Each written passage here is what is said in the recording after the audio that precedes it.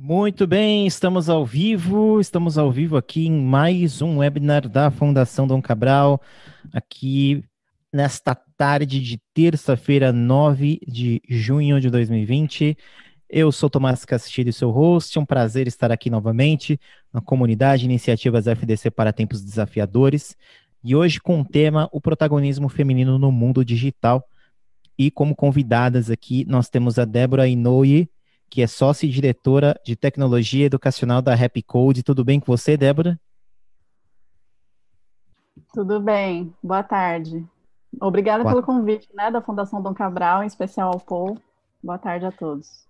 boa tarde, obrigado por estar aqui. A gente também está com a Carla Capella, que é fundadora e CEO da COI Inteligência Jurídica. Carla, como é que você está? Tudo bem? Tudo ótimo, Tomás, tudo bom, Paul? Obrigada pelo convite. Tudo bom, Débora? Muito obrigada por a gente poder fazer um papo bem legal sobre diversidade. E conduzindo essa conversa, né, justamente a pessoa que trouxe essas duas convidadas fantásticas aqui para o nosso webinar, o professor Paul Ferreira, professor e diretor do Centro de Liderança da Fundação Dom Cabral. Tudo bem com você, professor Paul? Tudo bem, Thomas. Prazer voltar a estar com você ao vivo. Prazer é meu, sempre um prazer. Inclusive, antes de eu passar a palavra aqui para o professor, aqueles recados iniciais de sempre para você se inscrever no canal da Fundação Dom Cabral, caso ainda não seja inscrito, ativar o sininho para saber todas as vezes que a gente estiver aqui no ar trazendo conteúdo para você e mandar a sua pergunta para o nosso oráculo Rodrigo, que está aí no chat com vocês. Então, mande sua pergunta sobre o tema, mande pergunta para a Débora, para a Carla, para o Paul.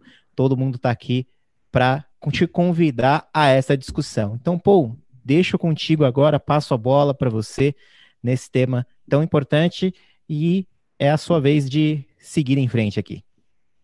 Obrigado.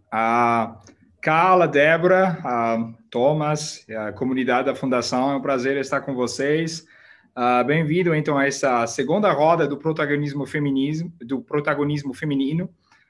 Nós já tivemos há um mês atrás, já tivemos uma primeira série dentro da série, né? Foi com as nossas convidadas Cláudia La Selva e Ana Chaia. Foi também bastante interessante analisar algumas mulheres que estão na linha da frente. E hoje o nosso olhar, o objetivo é de trazer justamente assim uma análise, um entendimento melhor do protagonismo feminino no mundo digital.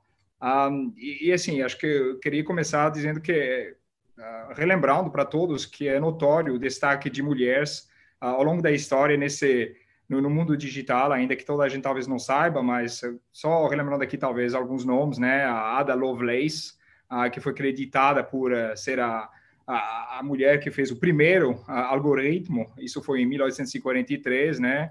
Depois, mais outras mulheres famosas, garotas do ENIAC, que foram as primeiras a configurar trajetórias de mísseis e bombas. A irmã Keller, que foi acreditada a ser a primeira mulher com doutorado em ciências de computação. Grace Hopper, que foi uma das criadoras da linguagem COBOL. Frances Allen, a primeira mulher a ganhar o Turing Award. Então, assim, e várias outras, incluindo as nossas convidadas hoje, mulheres de destaque no mundo digital. Mas acho que é bastante importante trazer esse tema e tentar entender um pouco melhor das oportunidades e desafios. A ideia para esse bate-papo, essa conversa, a nossa abordagem, basicamente, a primeira é de trazer alguns fatos. Acho que é sempre importante enfrentar, confrontar-nos com a realidade. E talvez aqui alguns números, muito rapidamente também. A gente está numa situação aqui no Brasil onde 18% dos graduados em ciência de computação são mulheres, 25% dos cargos ligados à tecnologia, de um ponto de vista técnicos, unicamente ocupados por mulheres, 25%, né, 75% por homens, e ao mesmo tempo a gente convive com uma realidade onde acho que mais de 40 mil vagas estão abertas nesse momento nas áreas de tecnologia, né? Então, por que será isso, né? Acho que o segundo ponto, a segunda abordagem é de tentar trazer um pouco mais, um melhor entendimento, tentar analisar, entrar, não ficar na superficialidade, e acho que a gente vai ter essa oportunidade com as nossas convidadas, de entender os fatores que podem explicar essa situação, né? E como é que a gente pode também caminhar para uma situação melhor. E o terceiro ponto dessa abordagem vai ser de trazer a as narrativas, né? As trajetórias das nossas convidadas. Acho que é sempre muito importante esse papel de role model, que muitas vezes é trazido na literatura. Então, eu acho que eu já falei demais e gostaria de fazer a primeira pergunta. Débora e Carla, vocês têm trajetórias que são diferentes, né? Vocês chegaram à tecnologia de uma maneira diferente. Eu gostaria que, ao mesmo tempo que você se apresentasse, vocês nos contassem de justamente como é que essa conexão, como é que foi essa conexão com a tecnologia.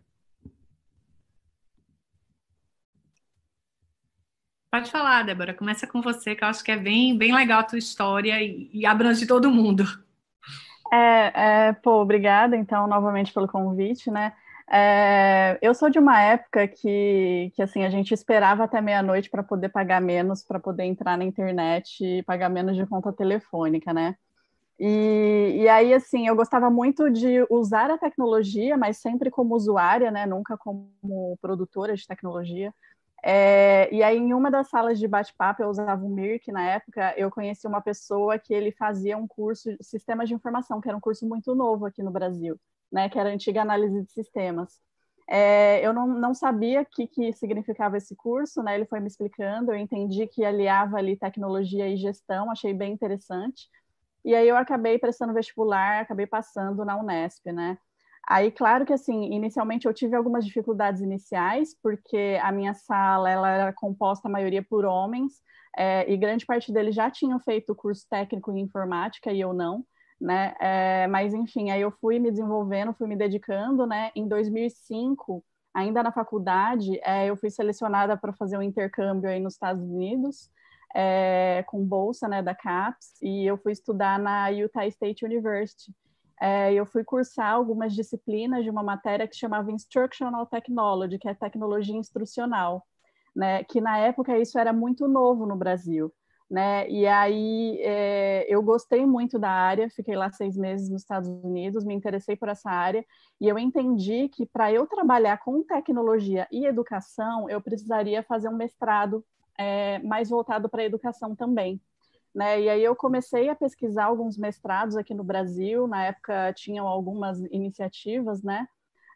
Mas eu não cheguei a me interessar tanto, e aí eu fui buscar fora do Brasil, e aí eu acabei encontrando um programa que eu me identifiquei muito, que é um programa chamado Euromime, né? De uma bolsa chamada Erasmus Mundus. E aí eu fui cursar, eu passei nesse mestrado, né? Fui cursar tecnologia educacional aí na Europa, né? Eu passei por 3 países, Portugal, Espanha e França. E aí, mais recentemente, ainda complementando minha formação, né? Eu acabei fazendo licenciatura em computação também, por conta porque eu precisava para dar aulas, né? E eu fiz também um curso em Stanford de empreendedorismo e inovação também, que acabou me auxiliando muito agora na minha profissão atual, né, entender o mundo das empresas e startups, né? E aí, rapidamente, só falando de carreira, assim, as minhas experiências iniciais, elas foram em programação, né, estágios na área de programação. Eu vi que eu não gostava muito dessa área, eu queria uma área que fugisse um pouco dessa área de programação, né? E aí, depois que eu voltei do intercâmbio para os Estados Unidos, eu acabei direcionando, indo para alguns estágios mais voltados ao ensino de tecnologia para professores e para alunos, né? Então, aí desde 2005 que eu tenho trabalhado aí nessa área, né, de aplicação da tecnologia na educação, né? E aí eu tenho, né, coordenado projetos em parcerias com várias empresas grandes, inclusive, né? Como Microsoft, Intel, NET, enfim. E também já fui professora de tecnologia no Colégio Visconde de Porto Seguro, que é um colégio referência, né, em São Paulo, em Valinhos. E hoje eu sou sócia e diretora de tecnologia educacional na Rapcode, né? Para quem não conhece, a Rapcode é uma rede de escolas de tecnologia para crianças e adolescentes, né? E a gente está presente tanto aqui no Brasil quanto em Portugal. Em Angola a gente tem uma unidade também, estamos expandindo para a Espanha e a gente está aí com cerca de 300 operações no mundo. Né? E quando eu falo ensino de tecnologia, não é ensinar a mexer no Word, Excel, PowerPoint, não. Né? O que a gente ensina para as crianças e adolescentes programação, robótica, né? Então a gente vai um pouco para essa área. Então, basicamente, assim, resumindo rapidamente, é a minha trajetória profissional e acadêmica, né? E você, Carla? Uma trajetória bem diferente. Totalmente. Eu sou advogada há 20 anos, tenho um escritório de advocacia que eu não estou mais inserida, né? E eu cheguei para a tecnologia, eu sou CEO do COI, CEO e fundadora, e cheguei para a tecnologia, né, por uma necessidade de uso, tá? Eu sou uma analfabeta tecnológica, sou uma pessoa que eu tenho dificuldade, sou aquela pessoa que eu tenho medo de apertar botões por algumas experiências horríveis que eu e muitos advogados que estejam assistindo passaram, né, e passam ainda, né? E eu busquei a tecnologia como um meio de resolução de problemas a partir de um caso prático, de uma dor real de um cliente, né, que precisava de uma determinada mudança no modelo de gestão. A gente trouxe a metodologia ágil, esse modelo, obviamente, de metodologia ágil na oportunidade que um advogado poderia aplicar de metodologia ágil, né, hoje é um pouco diferente para mim, porque são mais visuais, mais simples, mas na época não era, isso a gente está falando de 2014. E esse modelo de gestão terminou virando uma tecnologia, que é o COI, e a partir disso a gente foi para o mercado para poder entregar esse valor para nossos usuários, né? E esse ano eu fui premiada pela IBM, fui reconhecida pela IBM como uma das 35 maiores autoridades em inteligência artificial. Novamente, eu cheguei para a tecnologia para resolver um problema real. Então, termina que quando você tem algo a resolver praticamente, você ou vai aderir à tecnologia ou você vai ter muito mais dificuldade em chegar no resultado. Então, acho que eu e Débora, a gente tem realmente uma trajetória totalmente diferente, né? E a tecnologia entrou na minha vida e profissionalmente como uma porta para uma solução. E aí tem muito disso. Hoje a inteligência artificial está sendo vista como uma tecnologia que vai mudar completamente a forma como o mundo vai funcionar nos próximos 10 anos. Eu acho que até um pouco menos por conta da Covid, né? Mas, e efetivamente vai mudar tudo, porque termina sendo uma concorrência um pouco injusta do humano com a máquina, porque a máquina consegue processar numa velocidade muito grande o que o humano não consegue atingir. E eu falo injusta porque hoje é um pouco desumano fazer algumas tarefas sem uso da tecnologia, porque dificilmente você vai atingir o melhor resultado, né? Então, para mim, a tecnologia entrou dessa maneira, já num nível totalmente diferente, né? Porque quando a gente fala em inteligência artificial, a gente fala em algumas profundidades. E para mim foi muito surpreendente, porque por eu ser essa pessoa, nunca programei, eu entendo bastante de lógica, mas eu nunca digitei uma linha de código, nunca estudei para isso, tá? Para isso eu tenho uma equipe muito, muito massa que faz tudo isso no nosso time. Mas para mim foi muito surpreendente, até pelo meu nível de desconhecimento tecnológico, em como poderia impactar a minha vida e como a gente pode impactar a vida de outras pessoas. Então, a tecnologia para mim foi uma solução. Interessante. Assim, a gente vai entrar um pouco mais em concreto, né, nessa questão também da aplicação da tecnologia, a tecnologia como um meio e não necessariamente uma finalidade, mas eu ainda queria insistir uns minutos sobre essa questão de trajetória, porque eu acho que essas trajetórias são feitas de decisões, né, e eu gostaria que talvez que vocês nos escolhessem uma ou duas decisões, assim, principais que explicam onde vocês estão agora, né, quais foram, assim, os pontos de inflexões, os pontos chaves, vamos dizer, nessas trajetórias. Carla, você quer começar? Então, sim, veja só, eu acho que, como tudo na vida, tem dois jeitos, né? O jeito é o amor e a dor, né? Eu sempre fui um entusiasta da tecnologia, tá? Quando eu fiz direito, eu já escrevia sobre tecnologia, eu fui pesquisadora do CNPq, escrevi sobre o uso da marca na internet, algo que hoje, eu fiz há 20 anos atrás, algo que é usado hoje.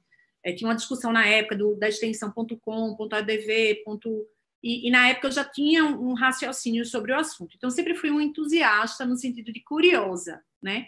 Mas realmente eu não sei, eu sou uma analfabeta. Eu acho que o termo é muito apropriado, analfabeto digital, porque quando a gente fala no digital, As pessoas tendem a pensar em PowerPoint, Word, Excel, e não é isso. Quando a gente fala em digital, realmente é você ter condições de programar, ter condições de fazer uma live, ter condições de fazer, interpretar dados que venham de Instagram, de Facebook. E eu estou trazendo esses 2 exemplos porque são comuns na vida de todo mundo hoje. Quem não tem um perfil no Instagram? Quem não tem um perfil no Facebook, né?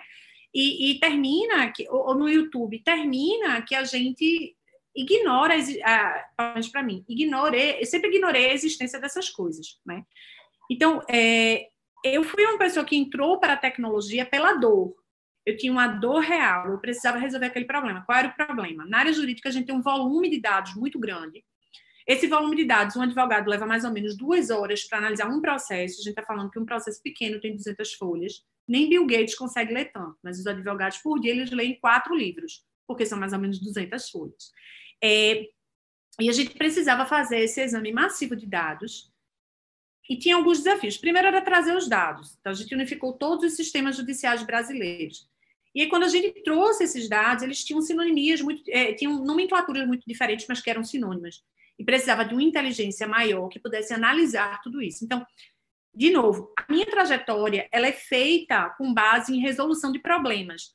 Não é assim, nossa, eu acho tão interessante, e, embora eu ache extremamente interessante a tecnologia, o racional, a maneira como os problemas são colocados para a resolução. Mas eu não tive uma entrada de, poxa, eu acho isso muito legal, eu vou estudar isso. Não. Eu vim pelo caminho de humanas, que é um caminho completamente diferente. A gente é ensinado a raciocinar abstrativamente. Então, quando eu comecei a vir para a área tecnológica, primeiro você já toma um choque. Que é assim, tudo que você aprendeu de como raciocina, você vai ter que vir para esse outro modelo, que é um modelo onde tudo é mais pragmático, onde tudo é mais cartesiano, onde toda causa vai gerar necessariamente um determinado efeito e vai passar por uma trajetória, né? Quando eu tive contato com isso, logo de cara, eu achei, assim, um mundo muito novo e muito interessante, porque era onde eu conseguiria tangibilizar algo que, a priori, parece ser muito abstrato. A ciência jurídica, embora ela seja colocada como uma área extremamente abstrativa, né, onde você é ensinado a raciocinar inúmeras teses, os prós e os contras, quando a gente vai para a definição científica, ela se enquadra muito bem, né? A gente só precisa ter essa visão, talvez mais matemática, para entender que a ciência jurídica ela realmente é uma ciência, ela pode ser feita de uma maneira até matemática, muitas coisas é o que a gente terminou fazendo, traduzindo, decodificando matematicamente e tecnologicamente algo que é abstrativo. Então, para mim, a tecnologia ela teve esse caminho, essa trilha, né? E Entendi. foi muito legal também, porque eu tenho muita dificuldade de uso. Então, foi um mecanismo de resolver um problema para uma pessoa que tem muita dificuldade de uso. É outro caminho. E aí, em relação ao meu caso, Paul, e até, assim, acho que deixando claro um ponto aqui, né, Carla, eu não considero você como analfabeta digital, tá? Mesmo porque acho que você chegou onde você chegou e acho que você precisou de desenvolver muitas habilidades, competências para isso, né? Qual a definição que eu coloco como alfabetização digital, né? Tem várias definições aí, né? Mas a que eu gosto de usar é que, assim, são as competências e habilidades necessárias para a sobrevivência nessa era digital, que não necessariamente é apenas o domínio técnico, né? Eu encaro como, por exemplo, o desenvolvimento de habilidades do século XXI, ou você saber distinguir a fake news, o que é certo, o que é errado, né? Navegar de forma segura. Então, acho que tem várias competências e habilidades aí que acho que são importantes aí para a era digital, e isso que eu chamo de alfabetização digital, né? E aí, no meu caso, Paul, só falando rapidamente, né, acho que é um pouco do que eu coloquei. Eu entrei na tecnologia meio que por acaso, assim, navegando batendo papo no Mir, que eu acabei conhecendo um menino que ele me falou sobre esse curso de sistema de informação, que era um curso super novo, né? E aí eu me interessei porque tinha parte de gestão, não tanto pela parte de tecnologia, eu acabei cursando, né? E aí no meio do caminho eu acabei gostando muito dessa área de tecnologia e educação, né? Que foi por meio do meu primeiro intercâmbio nos Estados Unidos, e foi isso que foi me direcionando aí pela minha trajetória, né? E eu, assim, acho que foi uma escolha muito acertada, né? Eu ter ido para a tecnologia, porque eu tinha também umas outras faculdades em mente aí, mas acabei indo para a tecnologia meio que por acaso. E, assim, a tecnologia me permitiu participar de muita coisa, né? De muitos eventos, me permitiu morar fora, então eu morei já em 5 países, né? Então, e tudo por conta da tecnologia. Então, eu acho que acabou sendo uma trajetória bem acertada, assim, no meu caso, né? Sim, é interessante. Estava vendo um dado justamente, desde 2012, nós temos mais ou menos 60% dos doutorados brasileiros que são feitos no estrangeiro. Não, desculpa, 60% dos doutorados estrangeiros são feitos por mulheres, né? Então, nós temos 60% de mulheres doutorandas de 2012 para cá, que são mulheres. Isso mostra, de uma certa forma, alguns dados também que a gente sabe, que é cada vez mais, pelo menos, as mulheres estão conseguindo o mesmo nível de educação e muitas das vezes ainda acima dos homens, né? E temos também esse dado que eu acho que é bastante positivo, que é, nos últimos 10 anos, do que eu estava vendo, a proporção de mulheres entrando no mercado da tecnologia, de uma certa forma, também tem crescido de uns por cento. Então, acho que isso são dados bastante positivos, mas a gente sabe também que há algumas barreiras, algumas dificuldades. Eu gostaria que vocês, com base na vossa experiência, né, que é diferente, no vosso dia a dia, mais no mundo da educação para crianças, você cala mais no mundo já corporativo, né, de essa experiência de disruptar uma indústria muito conservadora, o que vocês têm visto como principais desafios, barreiras para as mulheres entrar cada vez mais nesse mundo da tecnologia? Então, primeiro a quantidade de mulheres, tá? Eu acho que é muito difícil você ter uma porta de entrada quando não tem muitas mulheres nessa área, né? Eu não sei explicar o motivo, tá? Inclusive as pessoas me perguntam, já me perguntaram se eu já sofri preconceito e tal. Não. Ao contrário, eu fui muito bem recebida na área tecnológica, tá? Mas eu também recebi um tipo de educação que eu não peço permissão para ir para um lugar, eu vou. Se eu acho que aquilo ali é para mim, eu vou. Né? E eu acho que isso é um viés um pouco diferente, né? Que tem a ver com a maneira como a pessoa foi criada. Eu fui criada dessa maneira, muito igual, homens e mulheres muito iguais, então acho que tem uma diferença. Né? Eu acho que sobre isso, inclusive, Débora pode falar muito melhor do que eu, porque eu posso falar da minha experiência prática, mas ela tem um cenário maior, né, da própria experiência dela.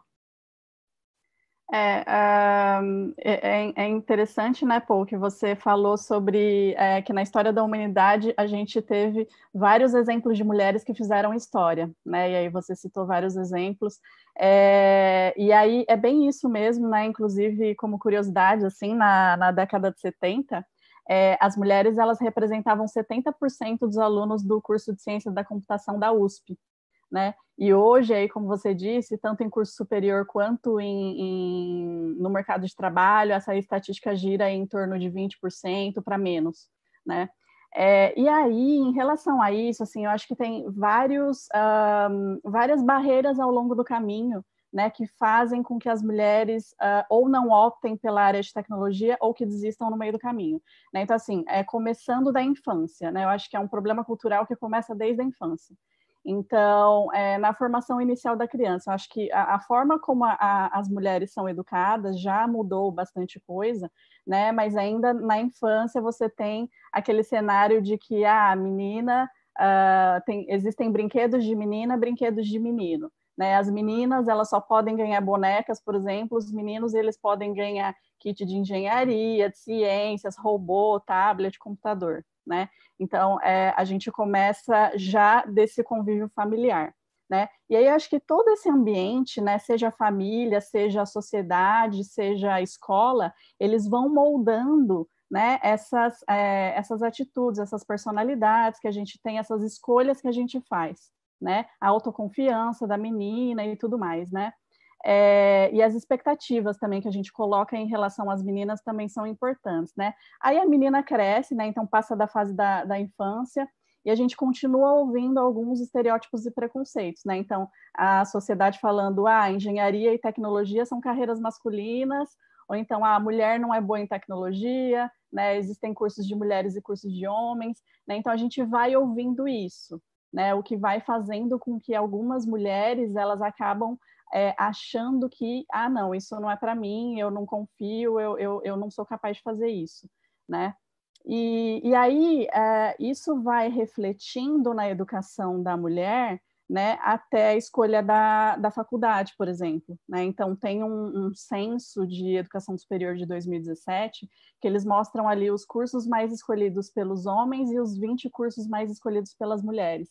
E se a gente vê esses cursos universitários, a gente vê que os homens, eles têm a tendência, dentre esses 20 cursos, a escolherem mais cursos na área aí de exatas, de sistema de informação, ciência da computação, né, engenharias várias, né, e as mulheres não, né? Então já tem também essa diferença na entrada da universidade, né? Na universidade também algumas mulheres acabam desistindo, né? Seja por preconceito, né? Por parte aí de professores e de colegas, né? Seja porque alguns fazem alguns comentários que as mulheres elas não gostam, né? E aí isso vai refletir aí no mercado de trabalho, né? Então, no próprio mercado de trabalho, muitas mulheres ouvindo que o seu lugar não é nesse tipo de carreira, né? E um ponto que eu acho que é importante a gente enfatizar é que o lugar de mulher é sim onde ela quiser, né? Inclusive, e muito importante que seja na tecnologia, né? E aí eu participo de vários eventos, inclusive de altas mulheres executivas, que elas relatam também dificuldades, mesmo elas sendo diretoras, CEOs e tudo mais, falando que elas enfrentam também algumas dificuldades, alguns preconceitos, né, em relação ao mercado de trabalho aí em tecnologia, que podem ser, às vezes, muito sutis ou podem ser até mais abertos, assim, comentários mais abertos, né? Então, assim, de sutis, por exemplo, do homem excluir a mulher da conversa, né? Ou dela ser ignorada, por exemplo, em uma conversa com homens, né? Dela não ser ouvida. Então, acaba acontecendo isso também, né? No mercado de trabalho.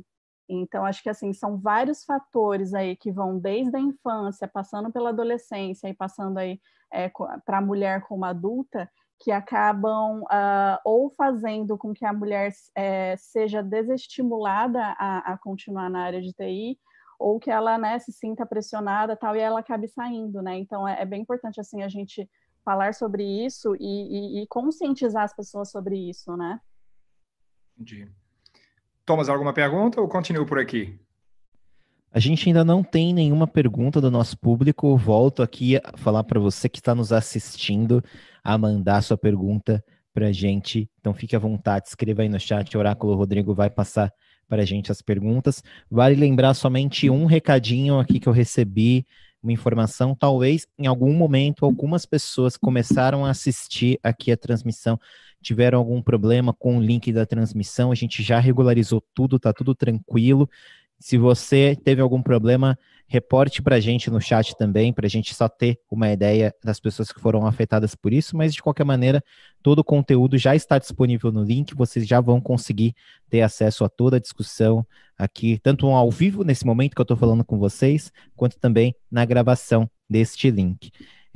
Como ainda não temos perguntas, Paul, eu tenho uma pergunta para fazer, mas se você quiser, eu vou fazer então aqui, que é uma mais de ordem prática, serve para Débora, para Carla também. Eu acho que a questão que a gente tem dessa questão da inserção das mulheres profissionais no ambiente tecnológico, em empresas de tecnologia, me parecem dois problemas em um, no sentido de que a gente tem o longo e o médio prazo para criar uma cultura de igualdade, né, de mulheres trabalhando em tecnologia no mesmo patamar de número de vagas que homens, por exemplo, tanto em liderança quanto também em parte técnica. E a gente também tem a questão do curto prazo, que nós temos várias pessoas, várias mulheres que hoje estão se capacitando em tecnologia, em áreas tecnológicas, mas que não estão tendo a oportunidade, muito por um critério histórico de que essas mulheres nunca tiveram essas oportunidades. Então, o número de mulheres em tecnologia ainda é muito baixo em relação ao número de homens. Na visão de vocês, como é que a gente conseguiria, e eu sei que é uma pergunta meio complicada, como é que a gente conseguiria traçar uma estratégia para, de alguma maneira, ao mesmo tempo que a gente cria uma nova cultura de inserção de mulheres no mercado de tecnologia, a gente, de alguma maneira, remedia o curto prazo, inserindo as mulheres que estão hoje também procurando oportunidades, fazendo transição de emprego? Como vocês conseguiriam avaliar essa situação? Nossa, Thomas, eu acho que o problema até na área, a dificuldade, né, o desafio na área de tecnologia é um pouco maior, tá? Na área de tecnologia, hoje a gente tem quase 40 mil vagas abertas que não conseguem ser preenchidas por ninguém. Por homem, por mulher, não consegue, não tem gente suficiente no Brasil. Isso, inclusive, tem sido um grande entrave de investimento em empresas, um grande até entrave de destaque do país mesmo, mundialmente, como uma potência tecnológica que a gente realmente pode se tornar, e não tem conseguido angariar esse espaço porque não existe uma previsibilidade de como conseguiremos contratar pessoas, né? Você imagina o seguinte, num país de desempregados, ter 40 mil vagas sobrando, tem alguma coisa esquisita aí. Então, eu acho que não só a gente tem dificuldade em contratar mulheres, porque elas realmente já são muito escassas, como a gente tem dificuldade de contratar mão de obra de maneira geral, tá? A gente tem, lá no qual a gente está com 2 vagas abertas e não consegue preencher, porque as pessoas, não tem gente, né? E como já tem essa escassez de mulheres, porque culturalmente, talvez, enfim, a área tecnológica talvez não seja uma primeira opção, tá? A gente tem, em contrapartida, uma outra área, que é a área jurídica, encharcada de profissionais, né? Eu até, as pessoas que eu falei hoje sobre a live, sobre o webinar, era justamente, gente, quem está encharcado, vai, porque é muito legal, vale a pena entender, né? A gente tem outras áreas que estão muito encharcadas e que as pessoas não conseguem resolver esse problema de falta de empregabilidade, né? Então, eu acho que é uma coisa, realmente, além de cultural, de falta de preparo, de falta de entendimento, muitas vezes, de que existe uma quantidade de oferta de trabalho muito grande nessa área, que as pessoas não precisam necessariamente ter feito universidade para serem empregadas nessa área, né? Que eu acho que é uma área, até nesse aspecto, muito mais... exige muito menos a realização de uma academia. A área jurídica você só pode fazer se você for formado, né? Em direito. Eu acho que a área tecnológica ela abre muito a possibilidade, porque, na verdade, o que a gente busca muito são pessoas que têm uma grande habilidade, né, em várias frentes, né? Então, talvez se houvesse o conhecimento, né, dessas pessoas de que, olha, temos uma área aqui que podemos preparar a curto prazo muita gente, e aí empresas, escolas como a de Débora, de repente, conseguem, né, ajudar nisso, mas eu acho que falta muito esse conhecimento de, olha, temos muitas vagas aqui, temos um mercado que para você chegar nele, você não precisa enfrentar uma academia, né, ele até o trânsito dele é mais curto, para que as pessoas, sabendo disso, possam chegar nesse mercado. Não sei como é que Débora pensa isso, mas acho que, de novo, ela pode dar uma opinião mais lastreada nos eventos. Aí, em relação, Thomas, a isso que você perguntou, eu acho que assim, tem 2 pontos, né? Então, você falou de curto prazo e longo prazo, né?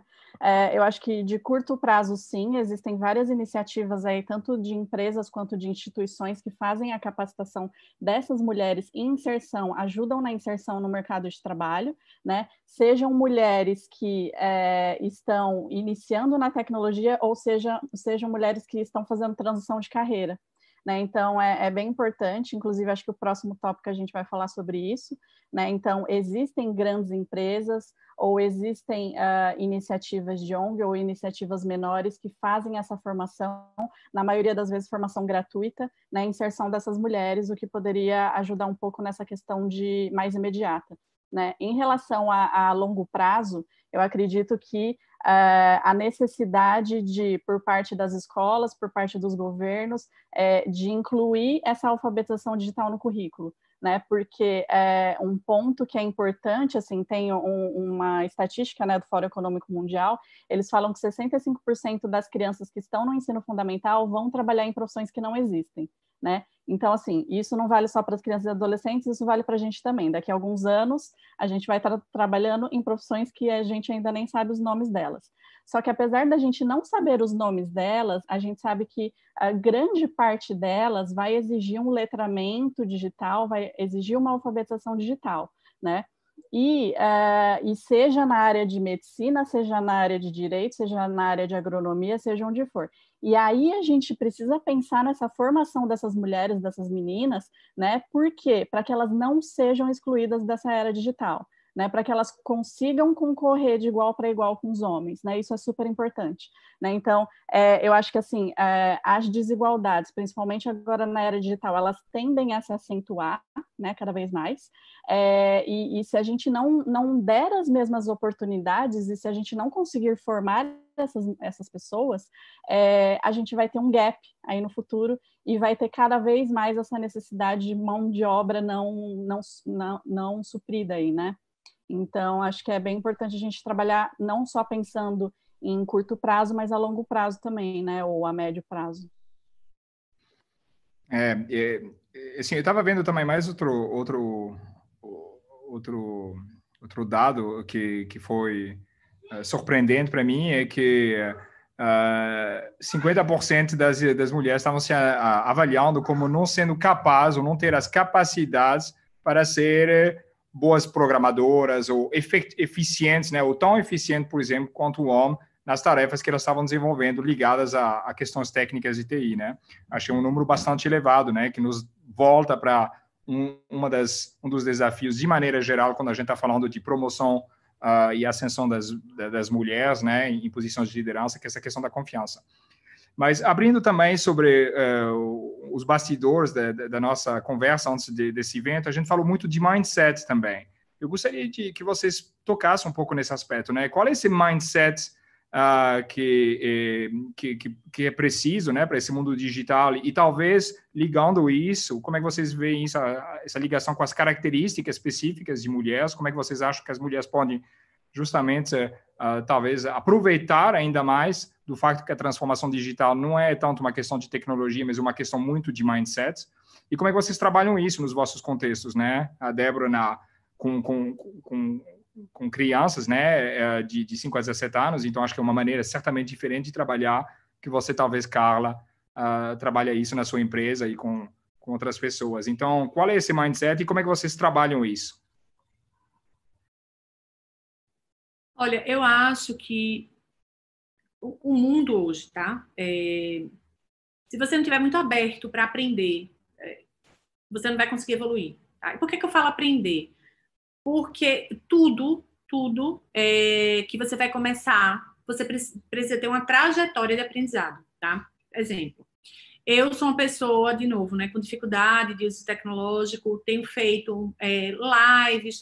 Eu abri uma live semana passada dizendo, gente, ó, desculpa, é a minha primeira vez. E eu acho que as pessoas têm dificuldade de assumir que não sabem, sabe? E eu acho que o primeiro caminho para você ter um mindset aberto é saber o que você não sabe. É saber onde você está. Eu falo muito com o pessoal que trabalha comigo, gente, olha, a primeira coisa que você tem que saber na vida é onde você está. Porque se você não souber, você não vai saber onde chega, né? E eu acho que as pessoas têm muita dificuldade, às vezes, e receio, muitas vezes, de admitir quando elas não sabem. Eu acho até que isso é muito intrincado na nossa cultura, que eu acho que é um pouco diferente da cultura até japonesa, da cultura americana, do aprendizado pelo erro. As pessoas precisam parar de ter medo de errar, né? E as empresas têm que colaborar com isso, porque normalmente se pune pelo erro e não se premia pelo aprendizado que aquele erro causou. Então, eu acho que, quando a gente fala em corporação, as empresas precisam realmente criar uma conduta de processos internos e entenderem que, quando as coisas não funcionam, não é que o funcionário errou, é mal. Não. Se é mal, então tira. Se ele não tem o viés de alinhamento com a estrutura, o viés de valores da estrutura. Então, não é para ele estar ali. Agora, se a pessoa está ali, e normalmente são 99% dos casos, ela não está errando o que ela quer, gente. Ela simplesmente ou entendeu errado, ou o processo não estava tão redondo. E isso precisa ser valorizado, porque a partir disso é que ela vai aprender novas coisas, né? Então, eu acho que são 2 pontos. Não vamos ter medo de errar. Porque quando a gente tem medo de errar, a gente começa a achar, talvez isso não seja para mim. Talvez eu não consiga resolver os problemas que meu erro venha causar, né? E eu acredito que isso se aplica para homens e mulheres, tá? De maneira geral. Ninguém quer ter a pecha do o que erra, né? Eu acho que isso tem que mudar no mindset das empresas, né? O erro precisa começar a ser valorizado, porque ele é uma fonte de aprendizado muito rica. Não só de aprendizado, de como as pessoas são ativas aquilo ou reativas, como o aprendizado da estrutura em como eu posso melhorar minha operação, tá? E acho que a curiosidade, a dúvida. Toda vez que você tem curiosidade, dúvida e sede por eficiência, né, por otimização, e eficiência é um conceito muito simples. Eu costumo dar muito esse exemplo. Você tem um interruptor, você aperta, você imagina o quê? Que vai sair luz. Você não quer que saia luz e água, você não quer que saia luz, água e marshmallow, você só quer que saia luz. Isso é eficiência. Então, essas coisas precisam ser valorizadas e comunicadas, né, para que as pessoas percebam, olha, não há problema em errar. Eu preciso ser hoje mais eficiente do que eu fui ontem. Eu preciso ser limpo, eu preciso ser enxuto, eu preciso ser objetivo. Eu acho que quando a gente tem isso, né, regado a muita curiosidade, porque o curioso, ele sempre acha que não sabe tudo, ele sempre acha que pode saber mais, aprender melhor. E ele não acha que pode aprender mais comparativamente com o outro, que isso é danoso, é péssimo em qualquer cultura empresarial. Mas é aprender mais do que ele sabia antes. A referência dele é ele mesmo. Se isso começar a ser incentivado, se as pessoas começarem a transferir a maneira de pensar delas, né, para isso, que é a capacidade de você olhar o mesmo problema por ângulos diferentes e buscar soluções a partir desses novos ângulos, aí eu acho que a gente está falando de um mindset aberto, né, de pensar fora da caixa, que todo mundo fala muito, vamos pensar fora da caixa. Ok, o que é pensar fora da caixa? Eu acho que é isso, é a capacidade que você tem de olhar um mesmo problema por ângulos muito diferentes, porque eles vão te gerar soluções diferentes. E a partir disso você está conseguindo raciocinar de outra forma para entregar um outro tipo de solução. Eu acho que o mindset, ele tempera muito essa equação, nesse aspecto que eu tô colocando. Legal. E aí, em relação à minha opinião em relação a esse assunto, né, eu acho que passa muito da autoconfiança, e como eu disse anteriormente, né, e é interessante isso, porque a autoconfiança, a confiança das meninas, desde o ensino fundamental, por exemplo, em disciplinas de matemática, ela costuma a cair, né, conforme os anos. E até a própria expectativa dos professores, ou como é que eles veem as meninas em relação aos meninos, em relação a disciplinas de exatas, também é muito diferente, né? Então, mesmo a menina tirando as mesmas notas dos meninos, elas às vezes não têm essa autoconfiança, né? Acho que esse é um ponto. Isso de aprender a aprender, eu acho que é super importante, né? Resiliência, e aí, como a Carla falou, né, a capacidade aí de você entender que o erro faz parte do processo, e que você precisa saber lidar com isso, né? Principalmente trabalhando em tecnologia, a gente sempre vai ter algum ponto e vírgula mais diferente ali, né? Resolução de problemas e flexibilidade. Então, acho que são pontos super importantes assim, para a construção de um mindset positivo em termos de tecnologia. E aí, eu sei que vocês são muito modestas, né? Mas, por exemplo, Carla, nessa premiação, né, que você recebeu recentemente da IBM, da Women Leaders in AI, havia alguns critérios específicos justamente com essa questão das características do líder ou do empreendedor? Havia alguma coisa relacionada com isso? E Débora também, no seu percurso, né, de empreendedora, o que você acha que é a sua maior, vamos dizer, o seu maior diferencial? Eu acho que o meu maior diferencial é, em toda a época da minha carreira, seja como advogado, quando eu era estagiária, ou tudo que eu já fiz na minha vida, eu nunca pedi permissão. Eu sempre fiz o que eu achava que eu podia fazer. Então, eu nunca... E talvez por não pedir permissão, e de novo, gente, eu acho que isso vem de um arcabouço de educação, que foi o que eu fui criada, né? Talvez por eu nunca pedir permissão, eu, de verdade, não tenha percebido se alguém alguma vez achou que eu não podia estar ali. Porque, tipo, tem aquela piada do sapinho, o sapinho que era surdo, foi subindo, e o povo gritando embaixo, você não consegue. Ele era surdo, ele foi. Eu sou o sapinho. Então, se alguém disser para mim, você não vai, aquilo me dá uma ânsia de querer fazer. Então, lógico que eu vou, lógico que eu consigo. Então, assim, o pessoal do meu time até brinca muito comigo isso, porque quando diz é impossível, aí que Carla se anima. Eu tenho esse viés, né? Eu acho que desde muito pequenininha eu sempre fui assim, eu sempre tive... Eu nunca enxerguei essa diferença entre meninos e meninas. Eu nunca... De novo, talvez pela maneira como eu fui criada, né? Eu tenho irmão, tenho irmã, a gente sempre foi tudo muito igual. Então, para mim, nunca existiu isso de, nossa, não consegue, eu tenho alguma... Não, isso nunca existiu para mim. Então, e aí quando você fala, pô, é engraçado, que é modéstia, não é isso, é porque quando você está muito inserido num projeto e você está muito focado na entrega de um resultado, lógico que quando acontece um reconhecimento dessa natureza, e eu sei o impacto, isso é muito grande, realmente. Você está entre os 35 do mundo, é muita coisa. Só que quando você está muito focado numa entrega, esse tipo de situação, ela te sinaliza que você está no caminho. Porque, e eu posso falar pela minha trajetória, eu sempre estive em cargo de liderança, tive meu escritório, eu tenho a minha empresa, né? Então, eu nunca tive a oportunidade de ter um líder e de ter um chefe com quem eu pudesse trocar uma ideia, com quem eu pudesse, ou uma chefe que eu pudesse me espelhar, né? O que eu tenho são exemplos pessoais de mulheres muito fortes, de homens muito fortes que sempre me cercaram. Mas eu nunca tive um líder com quem eu pudesse errar e aprender com os meus erros. Talvez por isso eu valorize tanto essa oportunidade do erro, né? Então, assim, não tinham critérios. Na verdade, o critério era ser pioneira no uso da inteligência artificial, que eu acredito que é a nova disrupção mercantil mesmo, é a nova forma, né, de existir do mundo. Daqui a muito pouco tempo, a gente vai ter os assessores pessoais virtuais mesmo para fazer coisas muito simples, né? É muito parecido com a cafeteira. Antigamente, quem imaginava que a cafeteira ia ser um utensílio tão fundamental na vida das pessoas, né? Hoje em dia, todo mundo, ninguém vai passar café. Tem até uma moda nova do café gourmet que você coa, passa.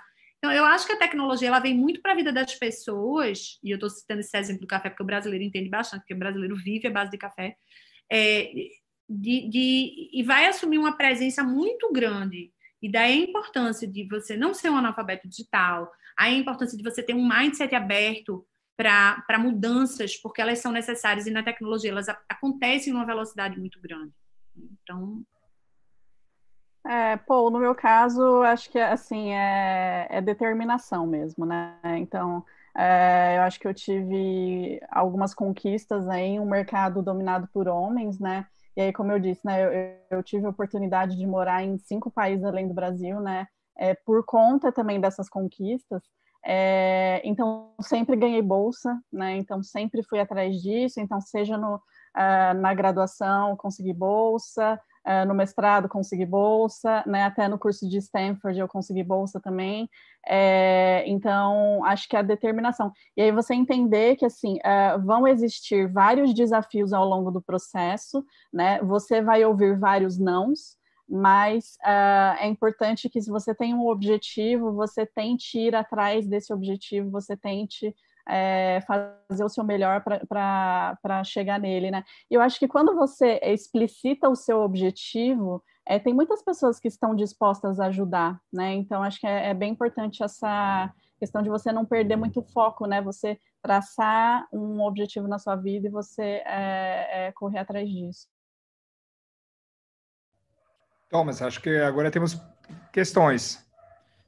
Temos 10 minutos e temos esse tempinho para trazer algumas questões que os nossos participantes aqui do webinar trouxeram, né? Temos duas perguntas aqui bem interessantes. A primeira é a Lilian Paula. Obrigado, Lilian, pela sua pergunta.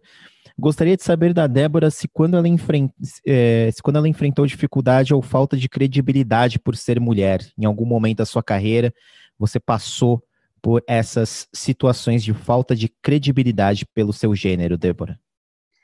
Então, na verdade, a minha experiência ela foi muito similar à Carla, no sentido de que eu sempre me impus, assim, né?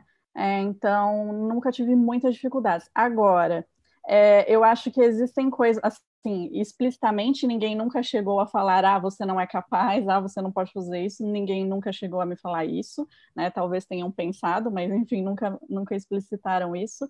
Mas eu acho que em atitudes sutis, sim, você percebe, né? Então, como eu disse anteriormente, assim, né? Eu acho que desde você participar de uma reunião, que de repente você é a única mulher na sala e que os homens eles estão ali discutindo e que talvez a sua opinião não seja tão ouvida ou seja um pouco ignorada, né? Então, coisas nesse sentido, sim, né? Ou de repente acharem que eu estou nessa posição porque, não sei, né, por algum motivo, mas que, na verdade, não, eu estou nessa posição por competência, né, por acreditar e porque eu acho que eu consigo fazer o meu trabalho, né, então, eu acho que coisas sutis sempre acabam aparecendo, assim, né, nesse sentido. Muito bem, a gente tem uma segunda pergunta que vale para as duas, tanto para a Débora quanto para a Carla. Então, Carla pode começar dessa vez. É a pergunta do Leandro Vilela Rabelo. Ele quer saber quais as principais profissões em falta no mercado de TI. Eu acredito que nesse sentido ele quer dizer quais que tem falta de profissionais disponíveis, né? Tudo. Tudo. Vê, você não tem front-end com facilidade, você não tem full stack, você não tem back-end. Só para as pessoas que não estejam tão familiarizadas, tá? Back-end é quem faz a programação, de todo o racional do que vai ser entregue.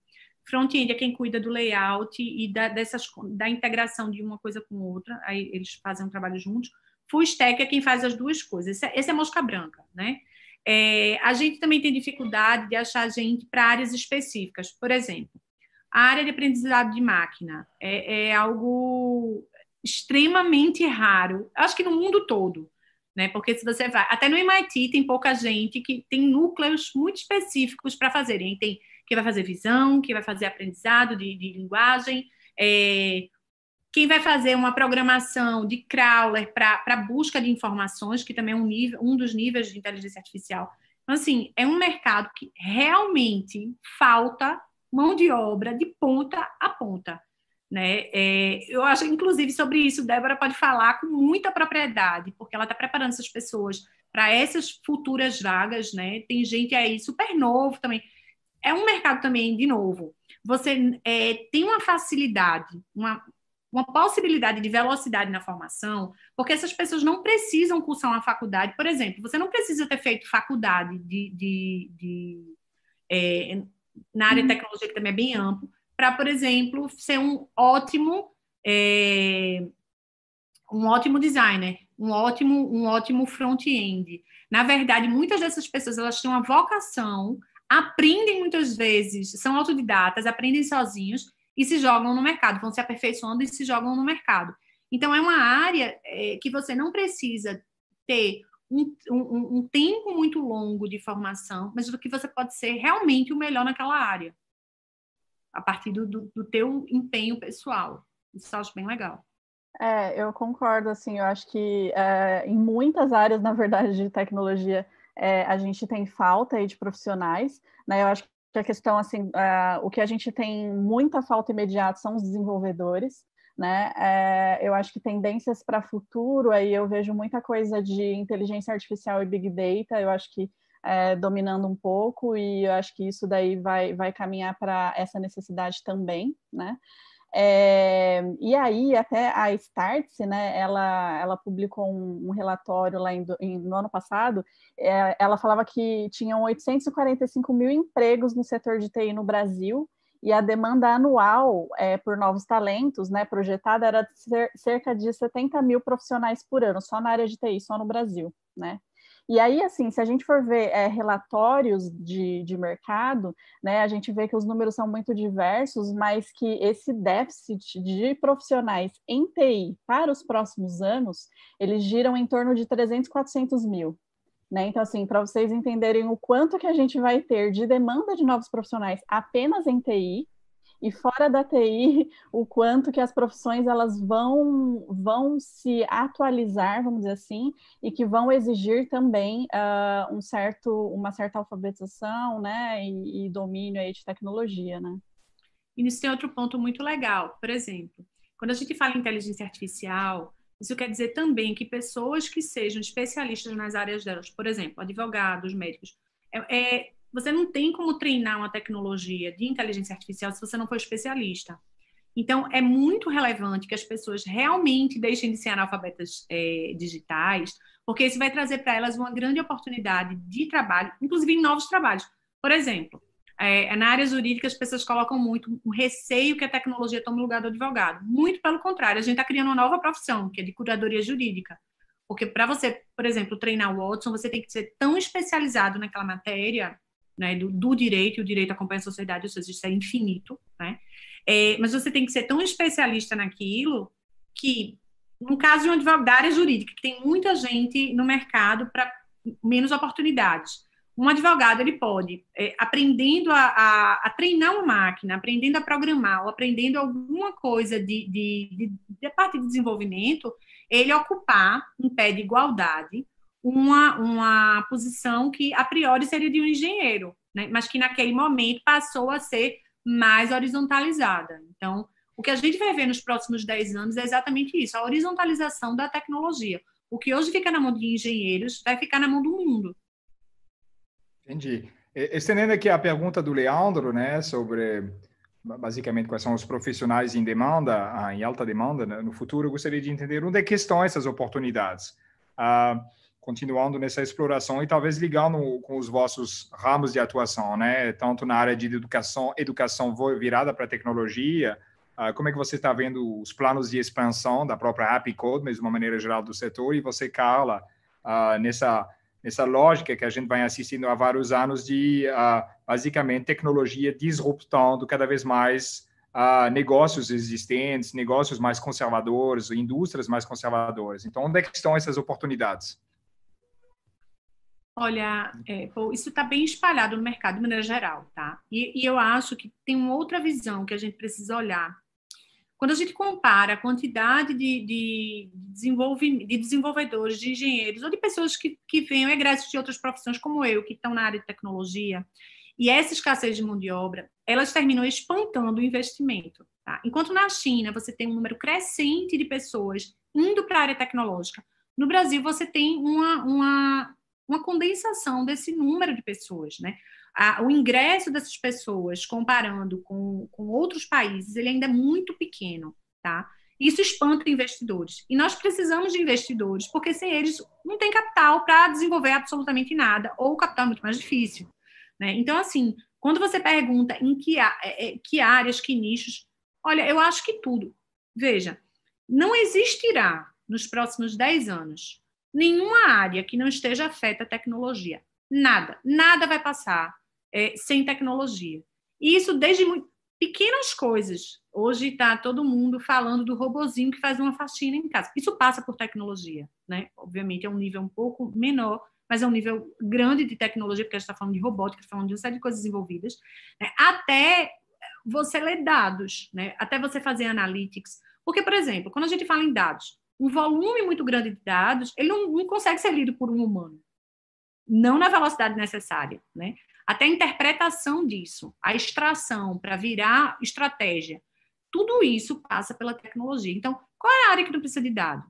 Qual é a área que não precisa ser acelerada, né? Então, tudo realmente vai passar, já está passando, né? O Covid, ele trouxe essa aceleração muito grande, né? E tudo isso vai que já está sendo acelerado, né? O que a gente tem expectativa de 15 anos, talvez 7, talvez 5 anos, a gente consiga chegar num patamar que está se desenhando. Eu vejo a tecnologia permeando aí nos próximos anos, como a Carla falou, né, todos os setores aí da sociedade, né? Então, sejam das pequenas, médias, grandes empresas, né? A gente está vendo isso com o Covid também, né? O quanto que as empresas têm entrado nessa digitalização dos negócios, né? E aí tem até um relatório do Fórum Econômico Mundial que chama O Futuro do Trabalho, né? Future of Jobs. Eles falam que até 2030 a gente vai precisar atualizar mais de 1 bilhão de profissionais por conta aí desses avanços tecnológicos e de mudanças nas profissões. Né? Então, assim, aí eu volto àquele ponto do quão importante é a gente se preparar para essa era. Né? Até um relatório da McKinsey, que também vai muito nessa linha, eles falam que até 2030 a gente vai ter que atualizar cerca de 16 milhões de brasileiros. Né? Então, eu acho que vai muito nisso, eu acho que a tecnologia ela vai permear os setores da sociedade, a gente vai precisar se requalificar muito rapidamente, então vão existir profissões, assim, a gente não vai ficar vários anos em uma mesma profissão, isso não sou eu que estou falando, né? São estudiosos que falam, que a gente vai precisar se requalificar muito rapidamente e aprender sobre novas profissões de forma muito rápida, e que grande parte dessas profissões elas vão ser permeadas pela tecnologia. Né? Então, e aí eu volto daí naquele ponto que eu mencionei anteriormente, né? Lógico que tudo isso é um futurismo, né? Mas tudo isso é baseado em tendência de mercado e em relatórios de empresas, e que a gente não sabe qual vai ser esse mercado, mas que a gente sabe que a gente precisa preparar todas as pessoas, né? Sejam homens, mulheres, independentemente aí do nível socioeconômico. Muito bem, meu caro Paul. Encerramos, acabou o nosso tempo aqui, nossa discussão. Já estouramos, inclusive, 1 minuto, mas não tem problema nenhum. Antes da gente finalizar, antes das palavras finais, eu queria agradecer a você que nos assistiu, você que mandou a sua pergunta. Caso sua pergunta não tenha sido respondida, o Oráculo Rodrigo vai deixar o contato tanto da Carla quanto da Débora, das redes sociais, enfim, para que você possa levar essa discussão adiante, além aqui deste webinar. Não deixe de fazer sua pergunta. E é isso. Então, Paul, deixo com você aqui as despedidas. Fico muito feliz de ter participado contigo, com a Débora e com a Carla dessa discussão tão interessante. Muito obrigado. Então, eu só vou dar uma palavra e depois deixar então a palavra a Débora e Carla com uma última pergunta, né, de uma certa forma, para sair. Mas, assim, eu tenho desenvolvido ultimamente bastante trabalho sobre essa questão do que eu estou chamando de capitalismo digital, que é basicamente a industrialização do setor terciário, né? A gente sabe que é um setor onde normalmente tinha ganhos de produtividade bastante baixos, e o Covid, de uma certa forma, que nos forçou a mediar todas as nossas relações, está acelerando esse processo de industrialização do setor terciário, trazendo novas oportunidades de ganho de produtividade. Então, muitas das coisas que vocês falaram, eu acho bastante conversantes com essa ideia de capitalismo digital. Quero agradecer a vossa disponibilidade, Débora e Carla, a comunidade da FDC, por nos seguir aqui. E fechando, eu acho que a gente falou no início do poder das narrativas, eu queria que vocês também se despedissem através de uma última pergunta, que é, sabendo o que vocês sabem hoje, o que vocês mudariam em suas trajetórias? Muito obrigado. Obrigada, meninos. Bom, eu não mudaria nada. Eu só consegui chegar aqui porque eu passei tudo o que eu passei. Até as dificuldades. Eu jamais conseguiria ver a necessidade de uma solução tecnológica se eu não tivesse dificuldade de uso, se eu não tivesse feito a área jurídica com tanta seriedade, com tanto amor como eu fiz, faço agora no outro lado, né, até hoje. Então, eu não mudaria absolutamente nada. Nem as partes trash, tá? Nem as partes ruins de sofrimento, noites de lágrimas e suor e drama, nada, não mudaria nada. Nada do que eu sou hoje seria possível se não tivesse a construção.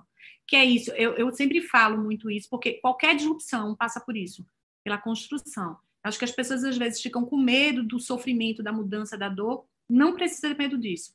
Não tenha medo de construir, não tenha medo de passar o caminho. Né? Ele te ensina, ele vai te ensinando para você ir criando novas sinapses cerebrais. Né? No mínimo, você não vai ter nenhuma coisa degenerativa no cérebro, porque você está reaprendendo, o teu cérebro está trabalhando. Então, eu acho que é muito importante construir, principalmente quando a gente fala em disrupção.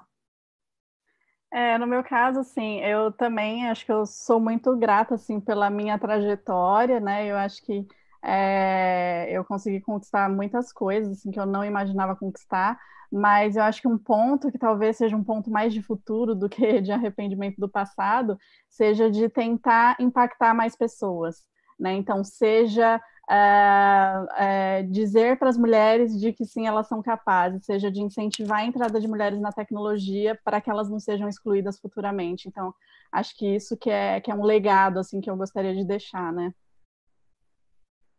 Muito obrigado. Obrigada Obrigada pelo tempo de todo mundo que está assistindo e por vocês terem feito o convite. Foi muito legal participar. E, finalmente, obrigado a você que nos assistiu até aqui. Ficamos, então, dando esse abraço virtual para você. Fundação Dom Cabral, para ser relevante. Um grande abraço.